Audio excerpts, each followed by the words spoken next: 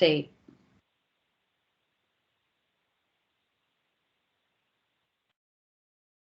Okay, looks like we're recording.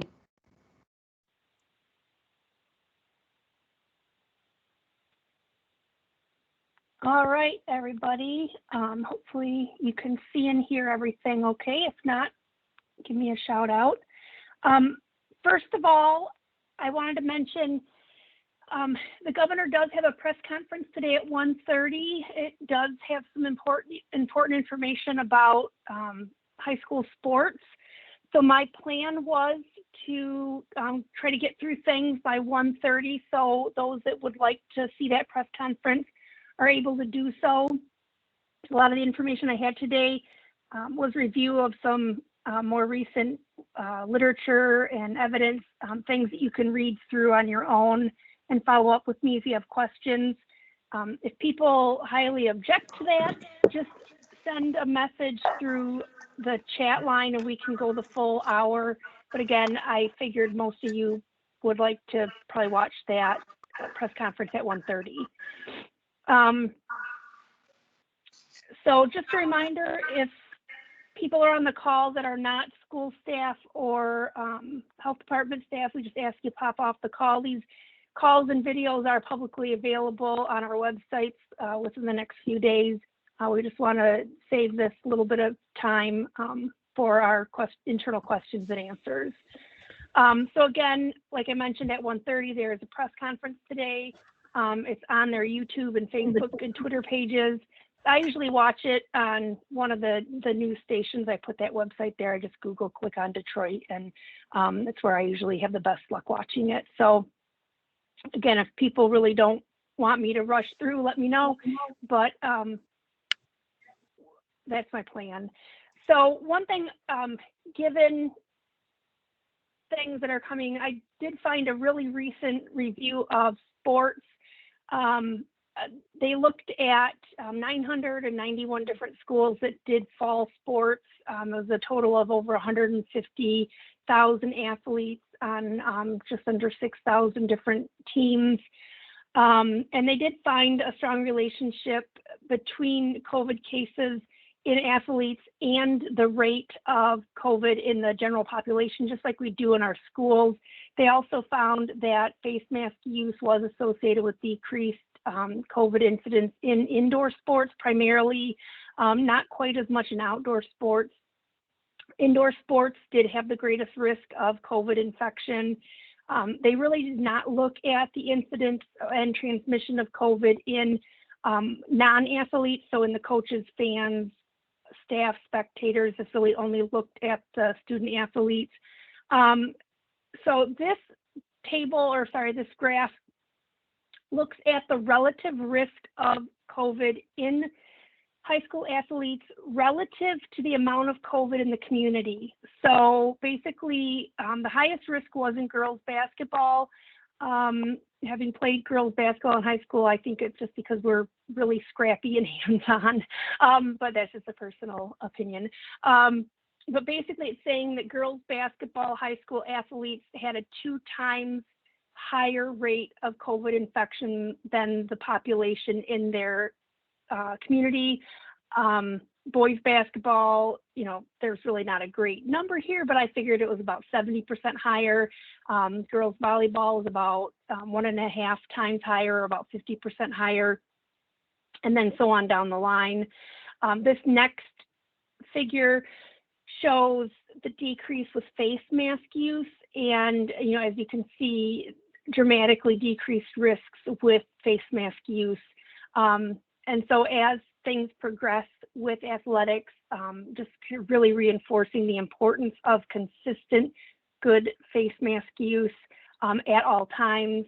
You know, again, some sports you can see that maybe face mask use wasn't as consistent or didn't have as much impact. So I just wanted to share that data. It's kind of some of the best and newest actual data we have about sports in high school. Speaking of masks, this just came out. You may think this is familiar. It is, but it's a new version of the state's Mask Up, Mask Right, and it is a bit different. Before it used to say masks with 3 layers. Now it says 2 to 3 layers, which is consistent with the CDC. It also used to have on here no neck gaiters. They took that off. Now it does say masks with one layer are not recommended, and so that would cover a neck gaiter. However, again, if they fold it over, so you have 2 layers, that would be compliant. Talking about that using a scarf or a ski mask as a mask is not recommended. So this has undergone some good improvements to really be more consistent with the CDC and just be more realistic. So I shared that there. I'm going to send this article to you guys mainly just because you have to have a login to actually see or download the PDF. But this is just a really excellent review about masking, about all the current evidence, and it also has a really excellent review about the claims people make about the risks from masks, like they transmit disease or they have risks with gas exchange and complaints about discomfort and just the different psychology behind cultural mask use, things like that. So I will share this because it really is one of the best reviews I have seen, especially when it comes to addressing those concerns and complaints. Another one that just recently came out, and I'll share this as well, is another just really good summary. And it addresses why we still need to wear masks even though we're vaccinating. One thing is the studies of the vaccines we have now didn't look at how effective the vaccine was at preventing asymptomatic infection. It only looked at people that presented with symptoms and then tested them. So we just don't know enough yet. We don't know how long the vaccine works for. We don't have enough people immune yet. So we need to keep wearing masks until really the pandemic is under control. So again, just another good discussion. So as you come up against people that may be arguing against the science of masks, these are just 2 really good review articles. So the other thing I know that's of importance is travel. As you have people that are traveling, we've talked about the testing requirements to return to the US if you are out of the country.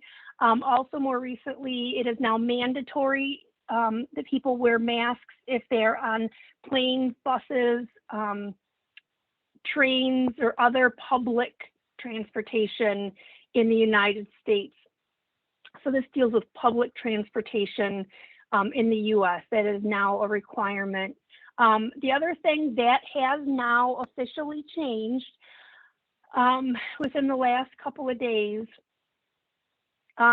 it is now on the CDC website, everything is the same. There's no differentiation between domestic and international. The website says that travel is not recommended. And then after travel, it doesn't, again, differentiate between domestic or international, but after you travel, it is recommended that you get tested and you stay home. So it is recommended you get tested within 3 to 5 days and stay home for 7 days. If you don't get tested, you should stay home for 10 days. And if you are working with people that are at risk for severe illness, so, if you have people working at your ISD or something, then you may consider having them stay home for 14 days. So this is now official. The problem is they don't really define what travel is. I'm going to try to work on some more user-friendly guidance for this. I know this is always a difficult thing. These are not requirements.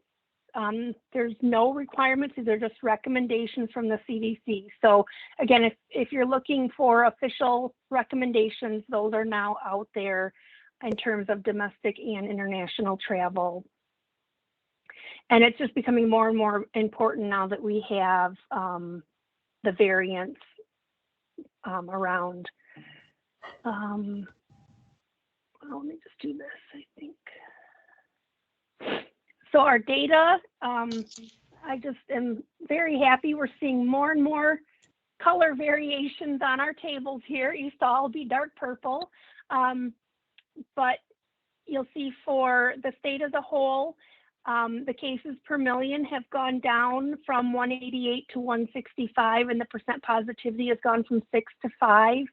over the last week. And for the 6 counties of Central Michigan District Health Department, our average went from 190 to 165 per million, and percent positivity from 6.2 to 5.4. And you can see, several of our counties here have gone down from the highest to the very high category, and just, continue to decrease over time. For the 10 counties in District 10, we have 1 county that's actually in the B category, which, just made me do a happy dance. Our average has gone from 156 to 155, which, doesn't seem like a big deal, but still the right direction. And percent positivity is about the same. A lot of variability between those 10 counties, but still, they all are decreasing. We've had some, fluctuations with percent positivity, but even in those that have had an increase, they're still very low, below the state average. For the 3 counties of Mid-Michigan District Health Department, continue to see some significant decreases in those counties, and from 173 to 130 per million, and percent positivity continues to drop. They're down to 2.8%, which is just great. So we will send this table out to you, but again, things continue to improve. I think I have time to continue. Let me see if I can get this. So just real quickly, I just will show this. So the pause that was taken before the holidays, it's estimated that if we hadn't done that, our cases would have looked like this in the peach. So we prevented probably over 100,000 cases. I'm going to let you read some of this. We have time for questions and answers, but our percent positivity and our cases continue to drop. So the rest of this, I'll just share this. We're up to 25 cases of the variants confirmed in Michigan. They're all in Washtenaw and Wayne County at this time. There is 1 case of the Brazilian variant in Minnesota, and 2 of the South African variant have been confirmed in Maryland and South Carolina. So keeping an eye on that. There have been some increases in outbreaks in schools, which again, as we get more and more schools going in person, that's going to happen. So again, the rest of this is the data we usually discuss. Everything's been improving. I also went through, there's been some updated reports added to this resource library, which I really encourage you to utilize that if you're ever looking for data or evidence to support what you're doing. But I put some new resources and data in here for you to look over. But it's stuff you can read through on your own time. So I will stop there and open it up to questions, just so that we have time again before 1:30 for those who would like to join the press conference. So I will go to questions.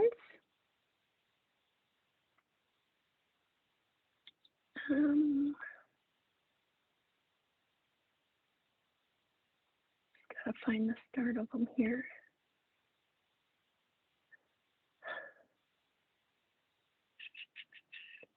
Okay. So I think this is the beginning. In regards to school restrictions, are we permitted to have visitors in the building after school, non-school program activities? Well, for example, driver's education. You are allowed to have extracurriculars. And so I would say for a driver's ed program, that to me is an extracurricular, so that would be allowed. I need to check on that. Last I knew, you weren't allowed to have visitors per se. But you are allowed to have extracurriculars. So to me, again, that's an extracurricular and would be allowed. Employees who are getting vaccinated, do they have to follow the same quarantine protocols? At this time, they do.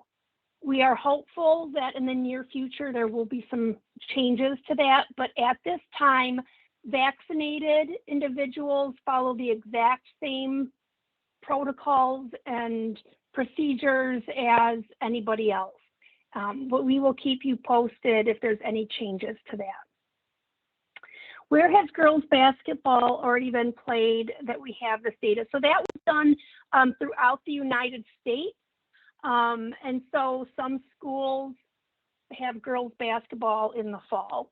I mean, I know when I was in high school, that was a million years ago, but girls basketball was a fall sport. So there may be all girls schools where that's a fall sport, but that I'm happy to share that research article. They may have an appendix that shares where those schools were. But again, it was a countrywide survey. When can we expect the seasonal flu to hit school?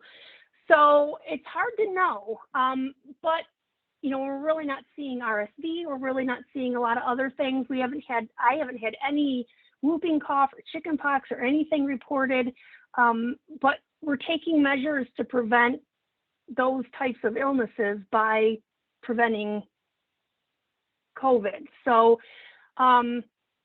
whether or not we'll have a delayed flu season as we start to lighten up on COVID precautions, or whether we will just bypass flu season, it's hard to know at this point. In regard to the vaccine, should you get it if you have any symptoms? If you were a close contact in the last 2 weeks with no symptoms. So if you have any concern that you have COVID, you should not go and get vaccinated simply because we don't want you to expose anybody. So if you're in isolation, if you're being evaluated for COVID, you know, you should be staying home at that point. If you have COVID, you should wait till you're out of isolation and your acute illness has resolved. If you've been a close contact and you're in quarantine, you should stay in quarantine for your entire 10 to 14 days before you go and get vaccinated. Once you've recovered, it is really up to you if you want to wait to get vaccinated. You should be immune for up to 90 days, but that is variable in people, so it really is at your discretion when you want to get vaccinated. So any more information on the slip mask for music? So there is an FAQ for the epidemic orders, and there was a statement in there about the allowing extracurricular activities, and it said musical instruments are allowed, but you can't use slip masks. And MDHHS had put out a document in the fall explaining band and how you can use slip masks. So I sent an email to the state and asked them to clarify that. So my understanding is that they should be fixing the FAQ to take off that statement about not allowing slip masks, because it seems to be that the policy people had an error there. I checked it yesterday and it was still up there. So at this point, you know, the person I talked to at the state, and in my own opinion, what is on that FAQ is an error. But I haven't heard anything yet since I got the email last week about it. So my statement on that is continue using slip masks when students are using their instrument. So continue to follow the guidance that has been issued previously. If you've had COVID, how long should you wait to receive the vaccine? So again, wait until your acute illness has ended, and then you get it when you feel you want to get it. You can wait 90 days if you wish. Some people's immunity does wear off earlier than 90 days. So it is really at your discretion if you want to wait or not. Advice on handling those who have already planned domestic spring break trips. Like I said, I'm going to try to come up with some information, but I would just encourage them to read the information on the CDC website and advise them that it is a risk to travel at this time, that if they're leaving the country, they cannot come back into the country without a negative test.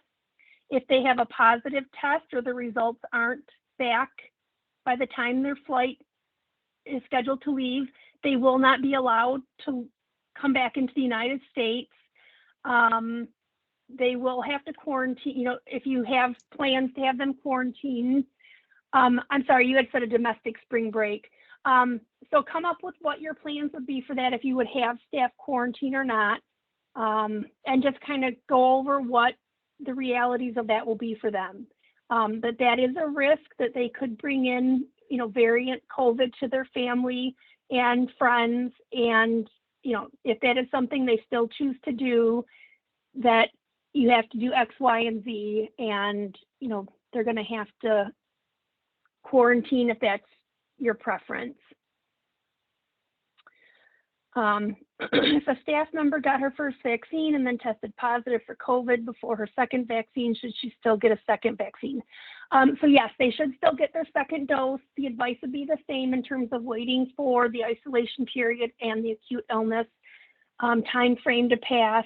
And then again, they can wait up to 90 days if they choose to.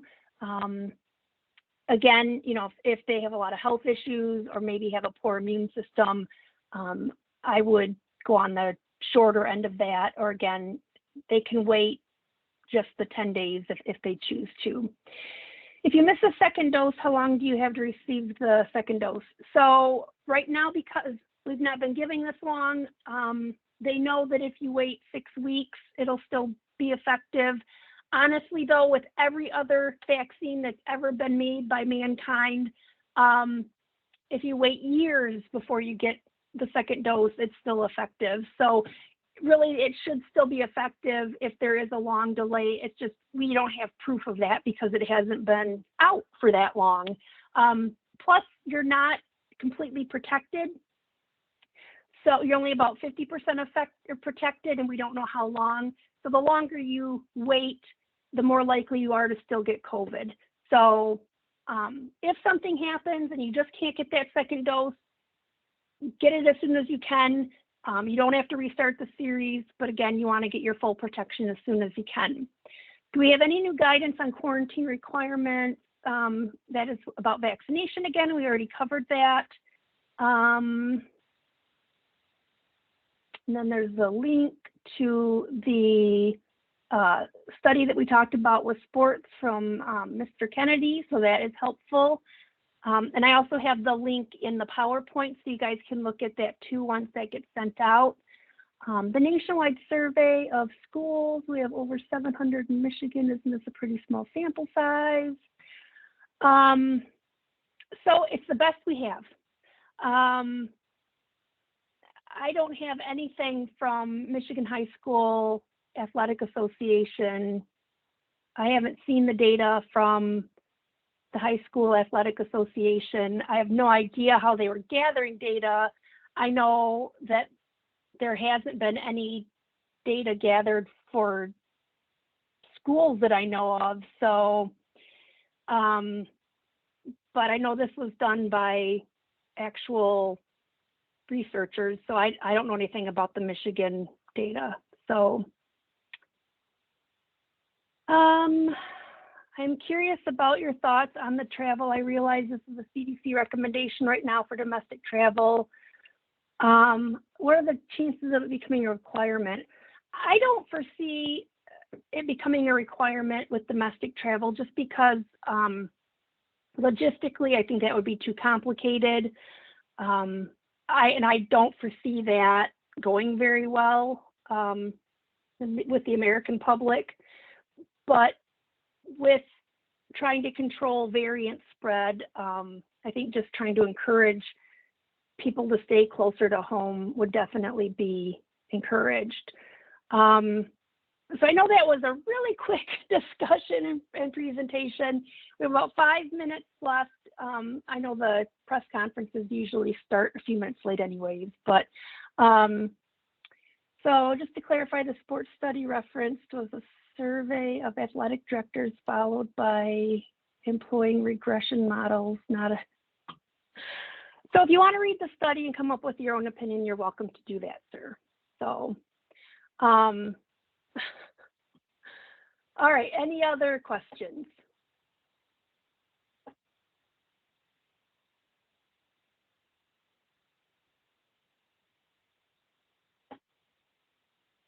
All right, well, we'll send out the PowerPoint and the data and then those 2 articles on masks for you to review. And let me know if you have any follow-up questions once you review the PowerPoint. All right, thanks everybody. Have a good one.